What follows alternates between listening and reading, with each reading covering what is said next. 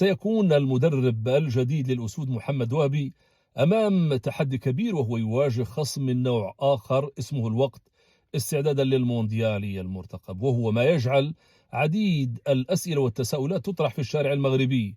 ماذا عن خيارات وهب المنتظرة؟ هل سيستغني عن بعض عناصر الحرس القديم التي انتهت صلاحيتها؟ وهل سيطاعم ويدعم المنتخب بأسماء جديدة من باقي المنتخبات الوطنية، خصوصا منتخب الشباب الفائز بكأس العالم؟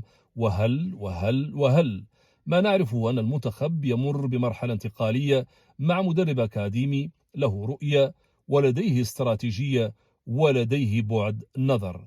ومرحلة بناء منتخب عالمي عادة ما تمر بمجموعة من المراحل أساسها البناء والوقت والدعم والصبر، فالحصاد لا يأتي مباشرة بعد الزرع. تحياتي.